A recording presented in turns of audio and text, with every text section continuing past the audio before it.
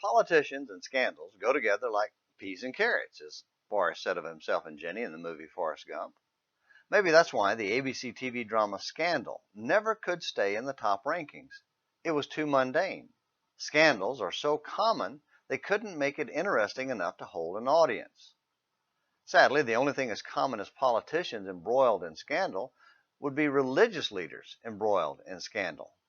Hardly any TV show or movie today portrays a preacher as a genuinely positive, uplifting, faithful man.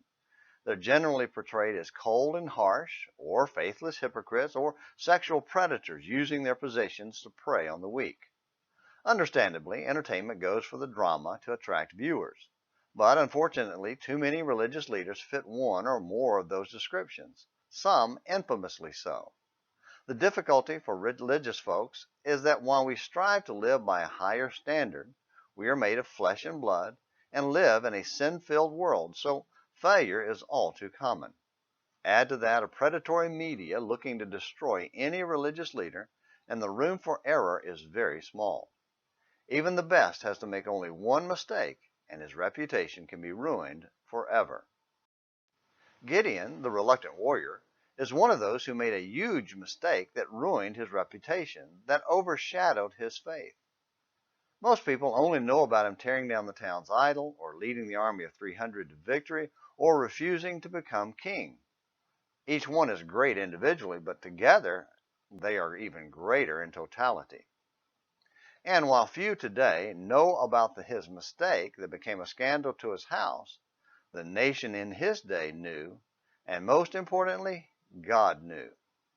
Since his scandal has to do with worship, let's examine that event in today's Morning Minutes in the Bible on Sensual Service Saturday.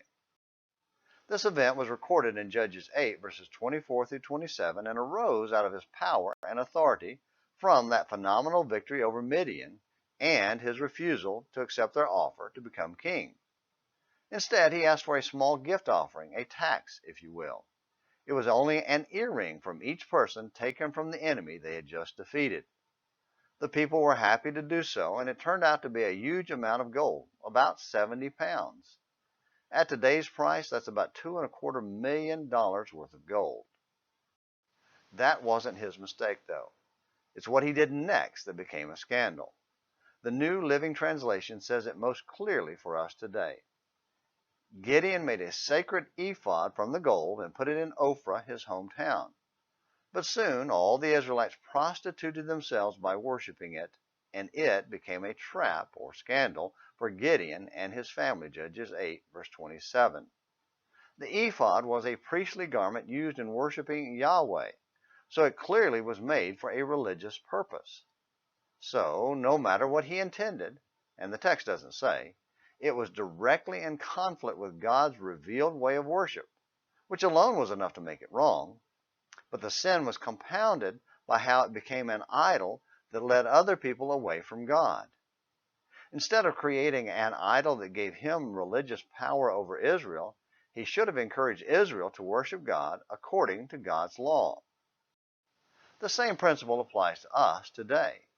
Creating our own way of worship is a scandal.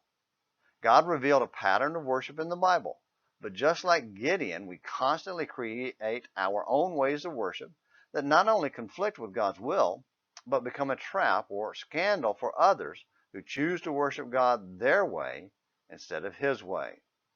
We need to follow his pattern instead of our own, and avoid the scandal of self-determined worship that rebels against God to our own destruction.